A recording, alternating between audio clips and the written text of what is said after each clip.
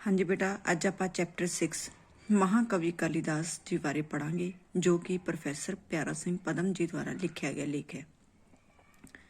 सार सब तो पहला अपने चैप्टर पढ़िया है, ठीक है। उस अपने सब तो पहला सार लिखना है।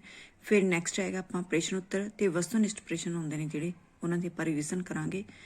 कालीदास कौन सी, उसनूं इन्नी प्रसिद्धि क्यों मिली। कालीदास भारत का एक उच्च कोटि का कवि सी, जिसने पहली ईसवी सदी तो ईसा सदी तो 56 वरे पहला हुए राजा बिक्रमजीत के 9 दरबारी रत्नां विचों एक सी। उसनूं अपनियां काव्य रचनावां अते नाटकां कारण प्रसिद्धि मिली सीगी।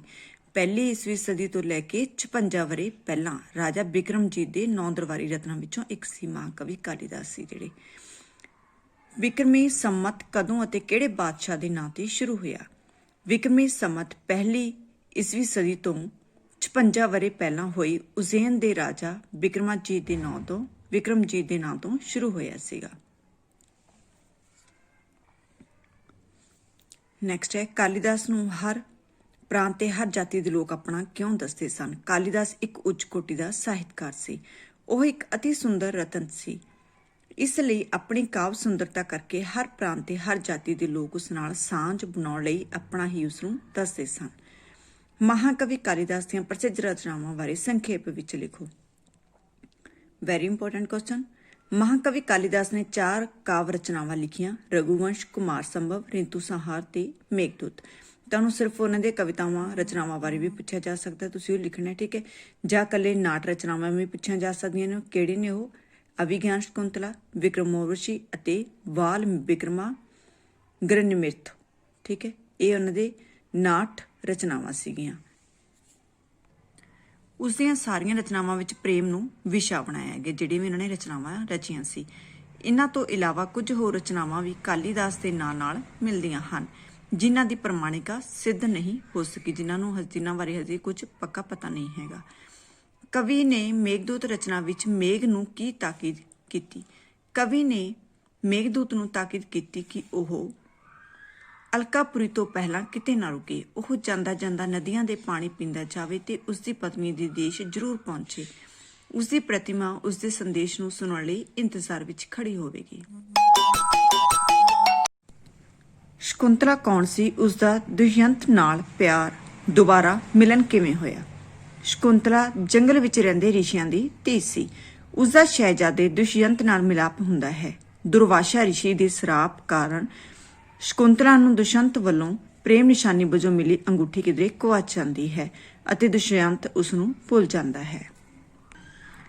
बाद विच एक मच्छी नूं ओह मुंदरी मच्छी दे पेट विचों मिलदी है। एक मच्छी नूं मतलब मछेरे नूं जिहड़ी मुंदरी हुंदी है, मच्छी दे पेट विचों मिलदी है। जदों मच्छी नूं चीरन लगदा है, ओह मुंदरी लैके राजा दुष्यंत कोल चला जांदा है, पहुंच जांदा है। राजे नूं सब कुछ याद आ जांदा है। इंज शकुंतला ते दुष्यंत नाल दोबारा मिलाप हो जांदा है। अनामका तो की भाव है, इस बारे किहड़ी घटना प्रचलित है। अनामका पहला सब तो पहला कहंदे कि उन्होंने जिहड़ी अपनी चीची दे नाल दी लागली उंगल हुंदी है, उहनूं अनामिका उंगल बोलदे ने। अनामिका तो भाव उसका कोई ना नहीं, थां नहीं। अनामिका बारे प्रसिद्ध है कि जदों कवियां दी गिनती शुरू करन लग्गियां पहले चीची ते कालीदास दे नाम गिणन तो बाद उस वर्गे किसी होर कवि दी अणहोद कारण अगली उंगली दा नाम अनामिका पै गया सीगा। पूरब ते पश्चिम वाले कालीदास की प्रतिमा का माप किवें करते हैं। पूरब ते पश्चिम वाले कालीदास की प्रतिभा का माप किवें करते हैं। पूरब वाले कालीदास तो उच्चा अति उस वर्गा किसी होर कवि नूं नहीं मानते है। पूरब वाले ने जिहड़े, ठीक है। पश्चिम वाले उसनूं हिंदुस्तान का शैक्सपीयर कहते हैं, क्योंकि पश्चिम कोल नाटककारां विच सर्वोच्च नाटककार जिहड़ा वो शैक्सपीयर ही सीगा। नैक्सट आपां वस्तुनिष्ठ प्रश्न कर लैंदे हां। महाकवि कालीदास लेख किसदा लिखिया होया है? प्रोफैसर प्यारा सिंह पदम दा। लोक जोबनबंदी सुंदरी नूं किस नाम नाल बुलाउंदे सन? कविता बुलाउंदे हन, कविता। लोकां अनुसार कालीदास की प्रीतिमा कौन सी? कविता सी। कालीदास अपने समय दा की सी? राजा बिक्रमजीत। कालीदास किस राजा दे कोल काल दौरान होया? राजा बिक्रमजीत। कालीदास की किसी एक काव्य रचना का नाम लिखो। रघुवंश, कुमार संभव, रितु संहार ते मेघदूत। कालीदास के किसी एक नाटक रचना का नाम? अभिज्ञान शकुंतला, विक्रमोर्वशी जा ਵਾਲ ਵਿਕਾਗਨਰ ਮ੍ਰਿਤ। ਰਘੁਵੰਸ਼ ਕਿਹੜੀ ਕਾਵ ਰਚਨਾ ਹੈ? ਮਹਾਕਾਵ ਹੈ। ਕੁਮਾਰ ਸੰਭਵ ਕਾਵ ਰਚਨਾ ਵਿੱਚ ਕੀ ਬਿਆਨਿਆ ਗਿਆ ਹੈ? ਪਾਰਵਤੀ ਤੇ ਸ਼ਿਵ ਜੀ ਦੀ ਪ੍ਰੇਮ ਮਿਲਣੀ। ਸ਼ਿਵ ਜੀ ਦੀ ਸਮਾਧੀ ਖੋਲਣ ਲਈ ਕੌਣ ਆਉਂਦਾ ਹੈ? ਕਾਮਦੇਵ। ਮੇਘਦੂਤ ਵਿੱਚ ਕਿਸ ਦੀ ਪ੍ਰੇਮ ਕਹਾਣੀ ਨੂੰ ਬਿਆਨਿਆ ਗਿਆ ਹੈ? ਯਕਸ਼ ਅਤੇ ਉਸ ਦੀ ਪਤਨੀ ਦੀ। ਦੇਵਤਿਆਂ ਦਾ ਖਜ਼ਾਨਚੀ ਕੌਣ ਹੈ? ਕੁਬੇਰ।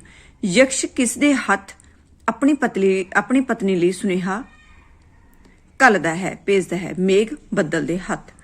ਅਭਿਗਿਆਨ ਸ਼ਕੁੰਤਲਾ ਕਿਸ ਦੀ ਕਹਾਣੀ ਹੈ? ਦੁਸ਼ਯੰਤ ਤੇ ਸ਼ਕੁੰਤਲਾ ਦੀ। ਦੁਸ਼ਯੰਤ ਤੇ ਸ਼ਕੁੰਤਲਾ ਦੇ ਪੁੱਤਰ ਦਾ ਕੀ ਨਾਂ ਸੀ? ਭਰਤ ਸੀ। ਉਰਵਸ਼ੀ ਕਿਸ ਦੀ ਧੀ ਸੀ? ਨਾਰਾਇਣ ਰਿਸ਼ੀ ਦੀ। ਵਾਲ ਵਿਕਰਮਨਿਮ੍ਰਿਤ ਵਿੱਚ ਕਿਸ ਦੀ ਪ੍ਰੀਤ ਕਹਾਣੀ ਨੂੰ ਬਿਆਨਿਆ ਗਿਆ ਹੈ? ਰਾਜਾ ਅਗਨੀਮਿੱਤਰ ਤੇ ਬੋਧ ਭਿਕਸ਼ਨੀ। ਕਾਲੀਦਾਸ ਦੇ ਨਾਟਕਾਂ ਦਾ ਅੰਤ ਕਿਹੋ ਜਿਹਾ ਹੁੰਦਾ ਹੈ? ਸੁਖਾਂਤਕ ਹੁੰਦਾ ਹੈ। ਪੱਛਮ ਵਾਲੇ ਕਾਲੀਦਾਸ ਨੂੰ ਕੀ ਕਹਿੰਦੇ ਹਨ? ਹਿੰਦੁਸਤਾਨ ਦਾ ਸ਼ੇਕਸਪੀਅਰ।